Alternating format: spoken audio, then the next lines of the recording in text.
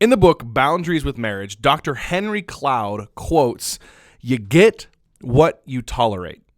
What does that mean? What does that have to do with holistic health and sexual choices? Well, let's talk about it. On the list of most important things in a relationship is something called boundaries. A healthy set of boundaries is absolutely necessary to have a healthy relationship, right?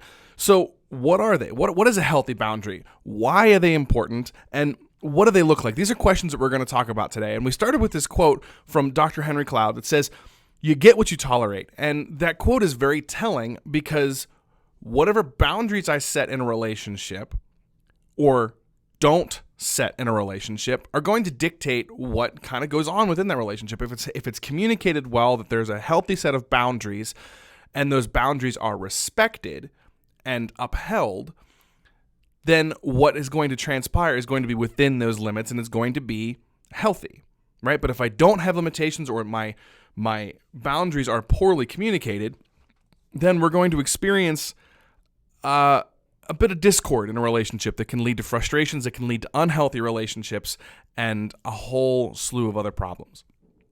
So, boundaries. The simple question is, to start would be, what is a boundary? Well, to be pretty frank about it, a boundary is a limitation. It's a limit of an area. It says this is the end of something and the beginning of something else. We see boundaries all around us. We have fences and walls and doors and lines on a road. These are all boundaries that tell us the end of something and the beginning of something else. But we also have boundaries in our own life where we state, this is what I'm okay with doing. This is where I'm okay. And then here's where I'm not okay. And this is the line. And we set those boundaries and we establish them in relationships, whether we know it or not, whether we're actively setting them or not, we have boundaries. Why is it important? Well, it's important because we need to have these limitations to kind of protect ourselves and protect the people that we care about. I know the tendency when we talk about boundaries, at least especially whenever I deal with teenagers, and I deal with teenagers in a lot of different venues, they're rules. And we don't like rules. Teenagers don't like rules. I'm 28. I don't like rules, right? Rules are no fun. That means that there's something that I can't do. And it almost is like, well, there's a rule that needs to be broken now, and I want to try and push the boundaries, right? But these boundaries are there for a reason. They're there to actually keep us safe. And we can prove this based on a study. There was a study done that they studied preschoolers. This study that was conducted with preschoolers to kind of figure out the effects of a fence around a playground and how that impacted human choice. Now, the reason why they chose to study preschoolers is because these preschoolers are instinctual. They're old enough that they're making choices, but they're not quite old enough to understand why they're making the choices. And so when we look at and observe preschool age children, we can learn a lot about basic human instinct. And that's what they decided to do in this study. So what they did is they took this group of kids to two different parks. The first park had jungle gyms and the swing set and the seesaw and the little carousel of death thing, and then had all these great big fields, pretty much as far as the eye could see. It was this massive park with no limitations. And all they told these kids was, go play. No rules. No limitations. Just go have a good time. And then they watched. And what they found was that wherever their caregiver was, wherever the teacher was, wherever the person that was in charge was, that's pretty much where these kids stayed. They didn't venture too far from their protector, their caregiver. And there was two main reasons why. If they ventured too far away from their caregiver, they could get in trouble because they didn't know how far they could go and they didn't want to get yelled at, so they stayed close. And the other part of that is if they got too far away from their protector and something came after them, there would be no one to keep them safe. So they stayed near their protector. Now, the next day they went to a very different park. It had a lot of similar setups. It had all the things, it had the fields, but it had a fence around the entire property. A very clear and defined boundary. And they told the kids the exact same things. No real context. They just said, go play, go have fun.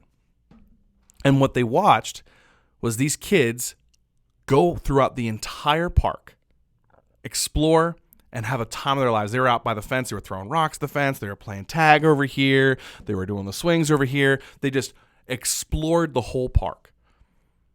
And what we can learn from this study was that with that limitation, these children actually felt safer to explore, to live freely. They didn't have to worry about the negative consequences of being outside of where they were supposed to be. They knew they were safe, and so they could be more free. See, that's the way it is with us. Boundaries actually set us free. Limitations set us free. Healthy, let me clarify, healthy limitations, healthy boundaries set us free. Because then we don't have to worry about the negative consequences, right? If I'm living a life of integrity and I'm in a relationship where both parties are being respectful of the boundaries, then we don't have to worry and fear that anything's going to go super wrong. There's trust there. There's safety there. But if I live without boundaries, then there's always going to be a question in the back of my mind. What if something goes wrong this time? What if she gets pregnant? What if my parents find out? What if my best friend finds out? What if, because of my actions now, I can't have kids in the future? See, these are examples of things that could happen if we don't have boundaries around our sexual choices and we just kind of go with how we feel and make choices on the whim or whatever. We could find ourselves carrying around the weight of the what if. And it's that with any other type of issue. It doesn't have to be your sexual choices. It could be your study choices. It could be who you hang around with, your whatever you're consuming, your decisions about drugs and alcohol and all kinds of different choices. These types of choices, if we don't have healthy boundaries around them, we could find ourselves making choices that'll set us up for failure, that'll set us up for something to go wrong, and we can start carrying around the weight of guilt and worry and fear. What if? Now, to kind of round out this conversation about boundaries, I want to talk about another type of boundary, and that's lines on a road. You've got the two white lines on the outside of the road, and then you've got the two yellow lines that go straight down the middle.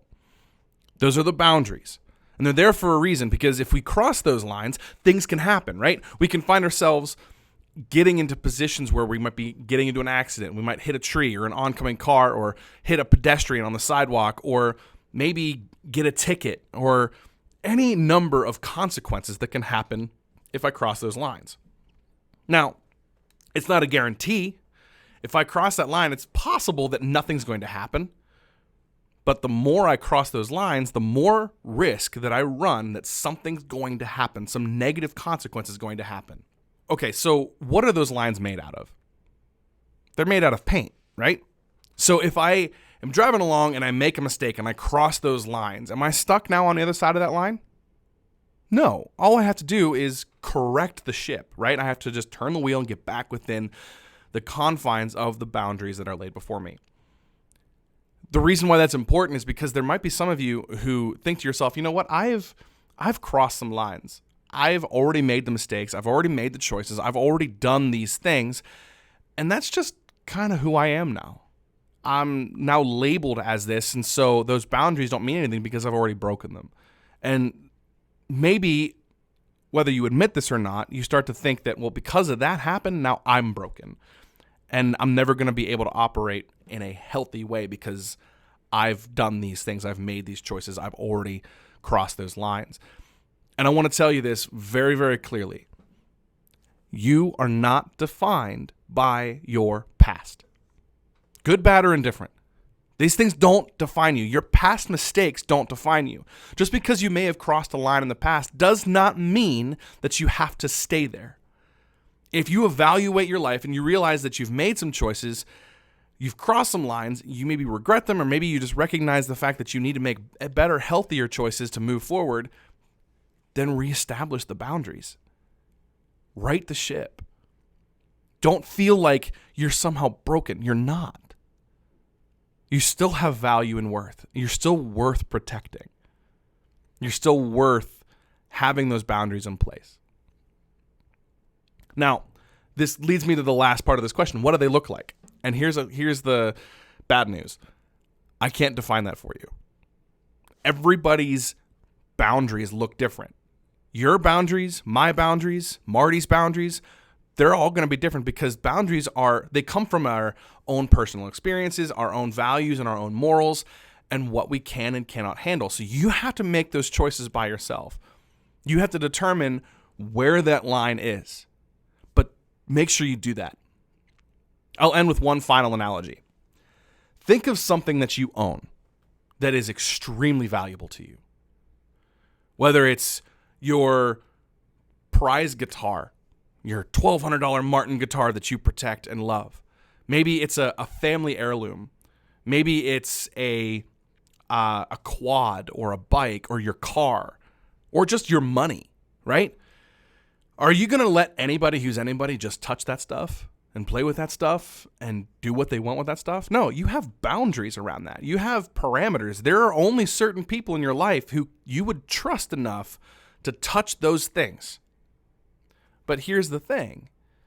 All of those types of things, the things that we own, yeah, they might be precious to us, but they're replaceable.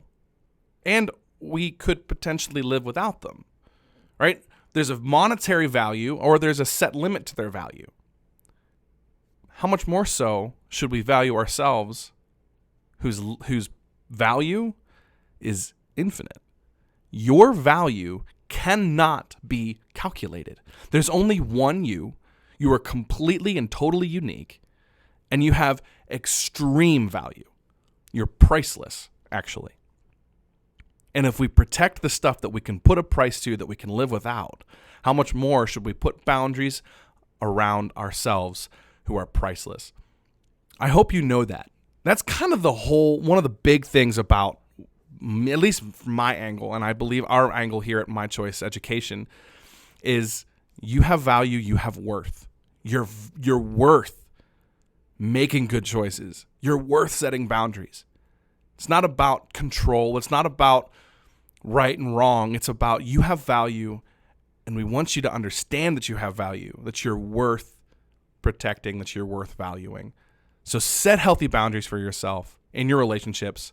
Have those hard conversations and see how your life improves and how it'll put you on the path to have a healthy future.